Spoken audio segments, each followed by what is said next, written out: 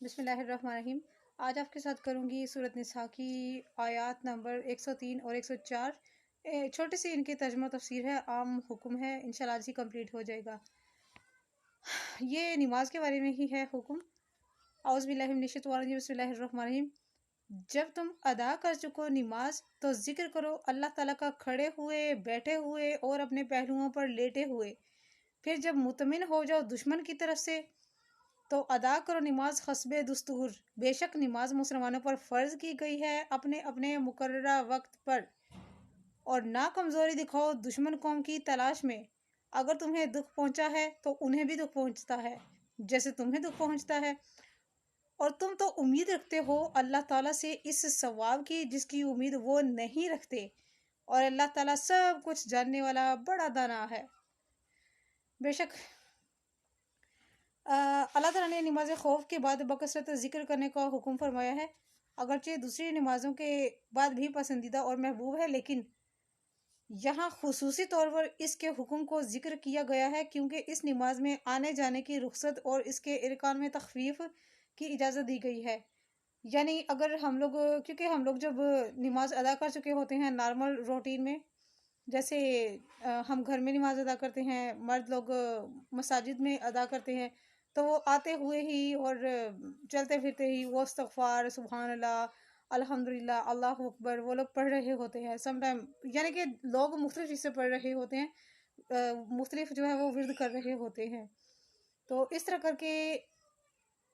جنگ کے دوران ان کو فل چھوٹ دی گئی ہے، کیونکہ جنگ کے لیے تو بہت ساری چھوٹ دی گئی ہے، بہت سارا مطلب جو نماز کے لیے ہر طرح کی ہر جگہ پر جو ہے نا وہ چھوٹ ہی ہے یہ چیزیں، کیونکہ نماز کسی صورت معاف نہیں ہے۔ جتنا ہو سکے، جس سے ہو سکے وہ لازمی نماز پڑھ لیا کرے، لازمی پڑھ لیا کرے۔ میرے اونیسٹلی سب سے زیادہ میں ذکر اسی چیز کا کرتی ہوں کہ باقی تو بہت دور کی باتیں ہیں، یہ نماز ایک ایسی چیز ہے جس میں ہر طرح کی آسانی ہے،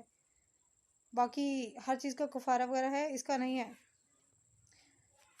ان الصلاۃ کانت علی المؤمنین کتابا موقوتا، یعنی ان کو ان کے مقررہ وقت پر ادا کرنے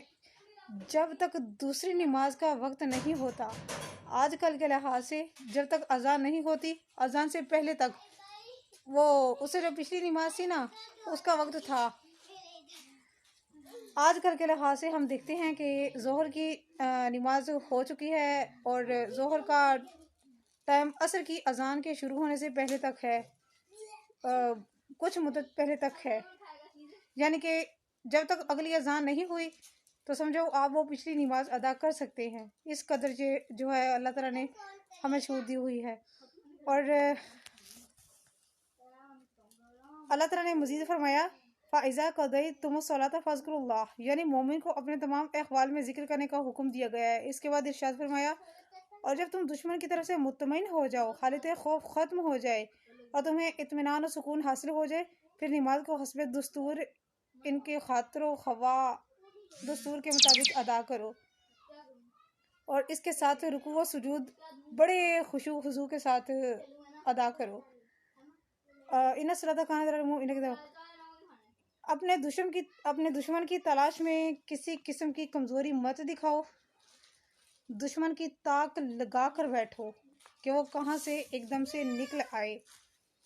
بلکہ مکمل جدوجہد اور کوشش کر کے اس کے ساتھ جنگ کرو، اور ہر گھات کی جگہ میں تاک لگائے رکھو، یعنی کہ جہاں جہاں ڈیوٹیز مقرر ہوتی ہے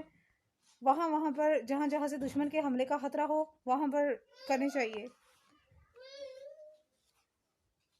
جس طرح میدان جنگ میں تمہیں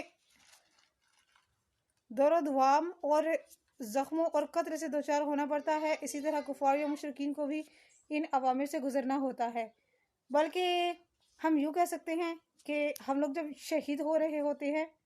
ہم مسلمان اسپیشلی پاکستانی، ہمیں کوئی تکلیف نہیں ہوتی، ہمیں خارش جو ہے وہ بھی نہیں ہوتی، ہمیں جسٹ پتہ ہی نہیں چلتا، اور ہماری روح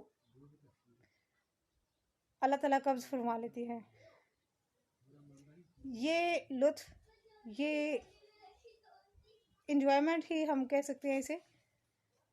اور جبکہ جو مشرکین کفار وغیرہ ہوں جن سے لڑائی ہو رہی ہو، ان کی تکالیف علادہ اور ان کو کسی قسم کی کوئی امید ہی نہیں ہے خیر کی کہ مرنے کے بعد ہمارے ساتھ کیا ہونا ہے، ان کو تو اس چیز کا علم ہی نہیں ہے، بلکہ علم بھی ہو تبھی وہ مجبور ہوتے ہیں۔ اسی لیے بہت سارے لوگ جو ہیں اسپیشلی ہند والے، وہ ڈرتے ہیں پاکستانی آرمی سے اسپیشلی۔ ایسی اللہ تعالیٰ نے فرمایا کہ بدر میں اور احد میں اگر تمہیں چوٹ لگی ہے تو تمہارے دشمن کو بھی ایسی چوٹ لگ چکی ہے، اور جو درد و تکلیف برداشت کرنے میں تم دونوں برابر ہو، لیکن تم اللہ کی بارگاہ سے ثواب اور نصرت و تائید کی امید رکھتے ہو، جیسا کہ اللہ تعالیٰ نے اپنی کتاب میں تمہارے ساتھ وعدہ کیا ہے اور اپنے نبی کی زبان حق کے ترجمان پر وعدہ فرمایا ہے، اور یہ وعدہ حق ہے اور سچ ہے، یقیناً بے شک۔ اسی لیے فرمایا اس کے مقابلے میں مشرکین کو